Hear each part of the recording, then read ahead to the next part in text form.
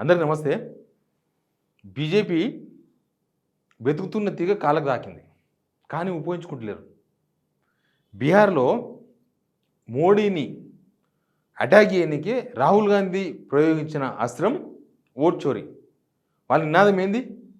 Vote చోరీ గద్దె చోడు, అంతే కదా. అంటే ఓటు చోరీ జరిగింది, మీరు గద్దె దిగండి, దొంగోటుతో గెలిచారు, మీరు గద్దె దిగండి అని మోడీని డిమాండ్ చేస్తున్నారు వీళ్ళు, కాంగ్రెస్ వాళ్ళు. బీహార్లో రాహుల్ గాంధీ పాదయాత్ర చేసిండు. ఇక్కడ దానికి అనుకూలంగా వీళ్ళు కూడా ఇక్కడ సంతకాల సేకరణ, ఇక్కడ ఏదో మీటింగులు పెట్టి ఆ కార్యక్రమాలు కూడా చేసిండ్రు. ఇప్పుడు బీజేపీకి దొరికింది తీగ, జూబ్లీహిల్స్ ఉప ఎన్నికల్లో దొరికింది, కానీ ఉపయోగించుకుంటలేరు అంటే అసలు మాకేం తెలియదు. పిల్లి కన్ను మూసుకొని పాలు తాగినట్టు జూబ్లీహిల్స్లో ఓట్ చోరీ జరిగింది అనేది వెరీ క్లియర్. నేను గ్రౌండ్కి పోయినా, నేను చూసిన, నేను ఒక ప్లేస్కి పోయినా, ఒక అపార్ట్మెంట్లో 43 ఓట్లకు ఇద్దరు 2 ఓట్లు 3 ఓట్లు ఉన్నాయి, 2 ప్లాట్లలో కలిసి. మిగతా వాళ్ళకి ఎవ్వరికి ఇక్కడ ఓటాకు లేదు. కానీ ఆ అపార్ట్మెంట్ పేరు మీద 43 మంది లిస్టు తయారైంది. దానికి ఎన్నికల కమిషన్ అధికారులు ఏమంటారు? కరెక్టే, అది అపార్ట్మెంట్ కాబట్టి అంతమంది ఉంటారు. అపార్ట్మెంట్ కాబట్టి అంతమంది ఉంటారు అంటే దానిలో ఉన్నారో లేదో అసలు ఎవడో ఏం కథం తేలుద్దా? దానికి రాసుకునే బాకా పేపర్లు, రాసుకునే బాకా ఛానళ్ళు తప్పు ఎలక్షన్ కమిషన్ చెప్పిందే కరెక్ట్. కాంగ్రెస్ వాళ్ళు కూడా ఎలక్షన్ కమిషన్ చెప్పింది కరెక్ట్ అంటున్నారు. కాంగ్రెస్ వాళ్ళకి ఏం సంబంధం? ఎలక్షన్ కమిషన్ తప్పు చెప్పింది. అసలు అక్కడ రాహుల్ గాంధీ తీసిన ఫైల్స్ మొత్తం తీసి ఎలక్షన్ కమిషన్ ప్రెస్ మీట్ పెట్టింది, ఇదంతా ఫేకు, మేము కరెక్టే చేసినామని.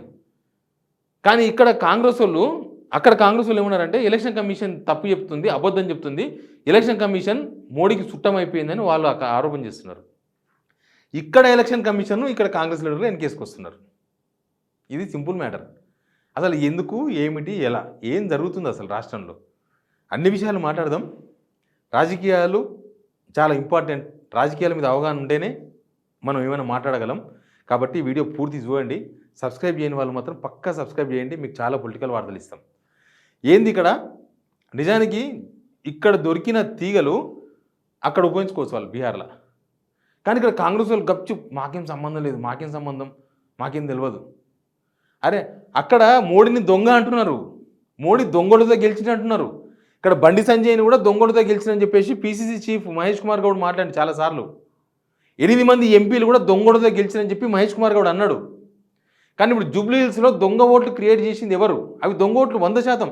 ఇక్కడ ఎలక్షన్ కమిషన్ చెప్పేది తప్పు, నేను చెప్తున్నా, నేను ఎలక్షన్ కమిషన్ సవాల్ విసురుతున్నా.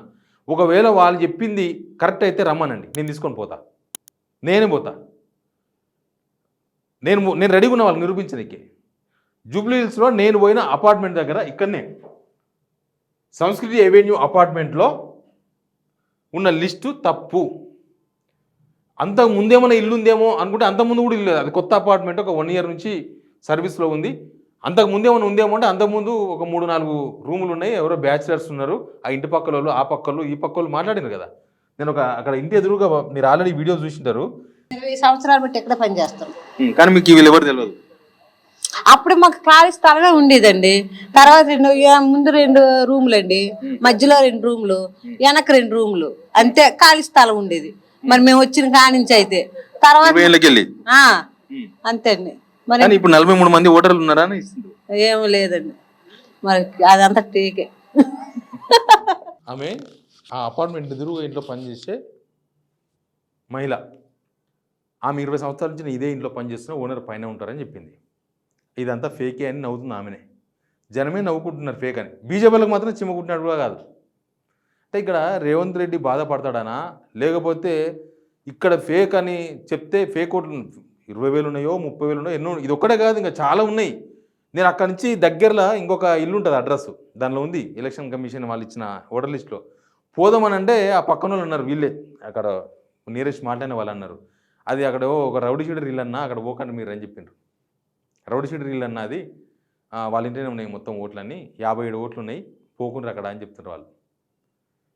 ఇంకా ఈ ఎలక్షన్ కమిషను ఏం ఎలక్షన్ కమిషను, ఏం బీజేపీ, అసలు బీజేపీ కాంగ్రెస్ 2 భిన్న ధృవాలు. కానీ ఇక్కడికి వచ్చేవరకు ఏం చేసింది తెలుసా? జూబ్లీహిల్స్లో వాళ్ళు ఇప్పటికి కూడా క్యాండిడేట్ ప్రకటించలే. ఎందుకు తెలుసా? బీజేపీ బీఆర్ఎస్ ఒకటని ప్రచారం చేసుకోవాలని కాంగ్రెస్ వాళ్ళు. కానీ వీళ్ళు సహకరిస్తున్నది కాంగ్రెస్కి. వీళ్ళు కాంగ్రెస్కు సహకరించకపోతే ఏం లాభం? 8 మంది ఎంపీలు ఉన్నారు, 8 మంది ఎమ్మెల్యేలు ఉన్నారు. ఆడ మోడీని టార్గెట్ చేసిండ్రు సెంట్రల్‌లా. ఇదే దొంగ ఓట్లు అని రాహుల్ గాంధీ చూపించేసి, అంటే రాహుల్ గాంధీ ఏమో ఫైట్ చేస్తారు, వీళ్ళేమో అలుముకుంటారా? ఇక రేవంత్ రెడ్డి రెడ్ హ్యాండ్‌గా దొరుకుతాడన్న భయంతోన బీజేపీ వాళ్ళు సప్పుడాకుండా కూర్చున్నారు. అసలు ఇక నాకు తెలిసి బీజేపీ క్యాండిడేట్ పెట్టి కూడా వేస్ట్, పెట్టకండి. ఇక కాంగ్రెస్ క్యాండిడేట్కి బహిరంగంగానో ఇంటర్నల్గా సపోర్ట్ చేయండి, దరిద్రం పోతుంది. ఇక మీరు అభ్యర్థిని పెట్టినా మీరేం క్వశ్చన్ చేయలే. ఏ విషయంలో క్వశ్చన్ చేసినారు? బీసీ బిల్లులో మీరేం మాట్లాడలేదు, మూసి కూలగొడతారన్నా మీరేం చేయలేదు, హైడ్రా కూలగొడుతున్నా మీరేం సపోర్ట్ చేయలేదు, ఇంకా సహకరించారు, కూలగొట్టని ఎంకరేజ్ చేసిండ్రు బీజేపీ వాళ్ళు. ఇప్పుడు వీడికి వచ్చే వరకు ఎన్ని విషయాలు, అదానికి డబ్బులు తీసుకునే విషయంలో కానీ, లేకపోతే ఎమ్మెల్యేల కొనుగోలు విషయంలో కానీ, 10 మంది ఎమ్మెల్యేల కొనుగోలు విషయంలో కానీ, ఇప్పుడు ఈ దొంగ ఓట్ల విషయంలో కానీ, ఒకవేళ ఈ పర్టికులర్ ఇష్యూలో ఈ అపార్ట్మెంట్లో ఉన్న 43 మంది ఈ అడ్రస్లో ఉన్నారు. అసలు వాళ్ళు ఎక్కడ పోయి ఓటేస్తున్నారో కూడా తెలియదు. వాళ్ళు ఎక్కడో ఉండొచ్చి ఈ పోలింగ్ బూత్లో ఓటేస్తున్నారా? ఎలక్షన్ కమిషన్ చాలా తమాషాగా మాట్లాడుతున్నారు వాళ్ళు, చాలా తమాషాగా అసలు ఒక్కొక్క మనిషి 3 ఓట్లు కూడా ఉన్నాయి. ఆ మనుషులు ఏంటో కూడా తెలియదు. అది ఎవరికి అనుకూలమో, ఎవరికి వ్యతిరేకమో ఎవరికైనా ఉండొచ్చు కాక, కానీ బీజేపీకి అయితే వాడుకుని ఒక అస్త్రమే కదా. కాంగ్రెస్ చేస్తున్న దొంగ పని ఎక్స్పోజ్ చేయొచ్చు కదా, నేషనల్ మీడియాలో వచ్చింది. కానీ ఇక్కడున్న బీజేపీ తెలంగాణలోకి తెలియదంట. ఒక ఆయనతో మాట్లాడినా ఏందని అంటే, ఏమన్నా మా వాళ్ళు పెద్ద సీరియస్గా తీసుకుంటలేరు, అదంతా మరి లైట్ తీసుకున్నట్టున్నారు, మా వాళ్ళకి తెలియదేమో ఇష్యూ. ఇక్కడున్న బీజేపీ వాళ్ళకి తెలియదంట, ఇక్కడ ఓటు చోరీ విషయం తెలియదంట, ఇక్కడ ఈ ఓట్ల గురించి తెలియదంట. మరి ఇంకా జూబ్లీహిల్స్ ఏం జరుగుతుందో తెలుసుకోకుండా వీళ్ళకు ఒక పార్టీ, వీళ్ళకు ఒక ప్రెసిడెంటు, కేంద్ర మంత్రులు, ఇదంతా ఎందుకు? ఏం లేదు, అన్నీ తెలుసు అంతే. మనం ఏం మాట్లాడొద్దు, రేవంత్ రెడ్డి మీదేం మాట్లాడొద్దు, కాంగ్రెస్ మీదేం రేపు పోయి ఏం చెప్తారు వీళ్ళు బీజేపీ వాళ్ళు? రేపు పోయి ఏం ప్రచారం చేస్తారు? రేవంత్ రెడ్డిని తప్పడతారా? వాళ్ళైతే ఇప్పుడు బీఆర్ఎస్ని టార్గెట్ చేస్తున్నారు. బీఆర్ఎస్ కేసు వేస్ట్ ఓడని రామచంద్రరావు గారు ఆల్రెడీ ఒక స్టేట్మెంట్ ఇచ్చిండ్రు. అసలు వీళ్ళు కాంగ్రెస్ మీద కొట్లాడితే ఓట్లు పడతాయా, వీళ్ళకు బీఆర్ఎస్ మీద కొట్లాడితే ఓట్లు పడతాయా బీజేపీకి?